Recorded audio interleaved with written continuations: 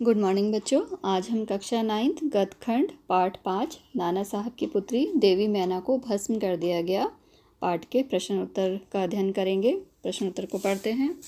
प्रश्न 1, बालिका मैना ने सेनापति हे को कौन कौन से तर्क देकर महल की रक्षा के लिए प्रेरित किया। उत्तर, बालिका मैना ने सेनापति हे को महल की रक्षा के लिए प्रेरित करने के लिए निम्नलिखित तर्क दिए। नंबर 1, अंग्रेज सरकार और सैनिक के विरुद्ध हथियार उठाने वाले लोग निर्दोषी माने जा सकते हैं, परंतु यह निर्जीव महल नहीं। नंबर 2, यह महल उसे बहुत प्रिय है। प्रश्न 2, मैना जड़ पदार्थ मकान को बचाना चाहती थी, पर अंग्रेज उसे नष्ट करना चाहते थे, क्यों। उत्तर, मैना जड़ पदार्थ मकान अर्थात अपने राजमहल को बचाना चाहती थी, क्योंकि उसी राजमहल में वह पली बढ़ी थी।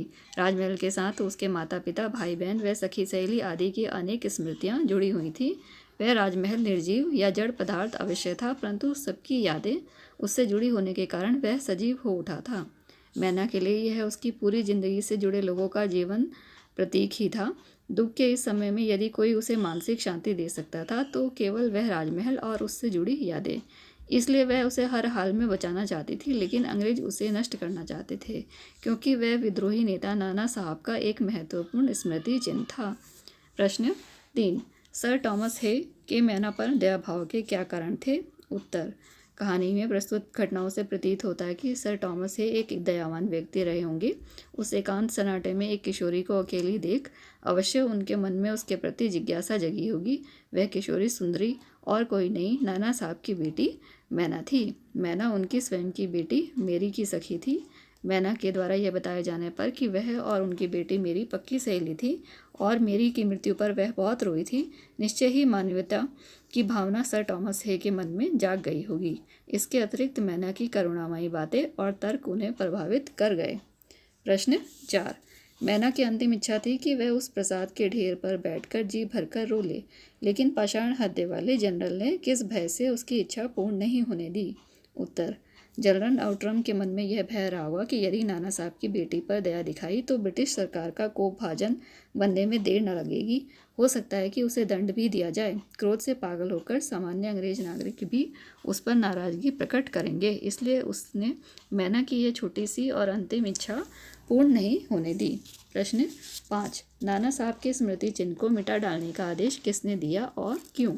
उत्तर, नाना साहब के स्मृति चिन्ह को मिटा डालने का आदेश तत्कालीन गवर्नर जनरल लॉर्ड कैनिंग ने दिया था। उसने यह आदेश लंदन पार्लियामेंट की हाउस ऑफ लॉर्ड्स नामक सभा की इच्छानुसार दिया था, क्योंकि सन 1857 ईस्वी के स्वतंत्रता संग्राम के संघर्ष के दौरान नाना साहब के नेतृत्व में क्रांतिकारियों ने कानपुर में अनेक अंग्रेज नरनारियों को मार डाला था। सरकार का यह आदेश उस पर हत्याकांड का बदला लेने के लिए था।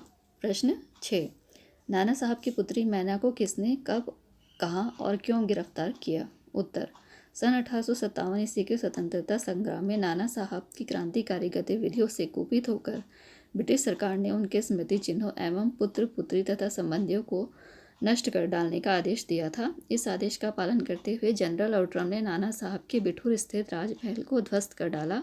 उसने सन 1857 ईस्वी के सितंबर मास में नाना साहब की पुत्री मैना को भी आधी रात के समय उसी ध्वस्त राजमहल के खंडरों में गिरफ्तार किया।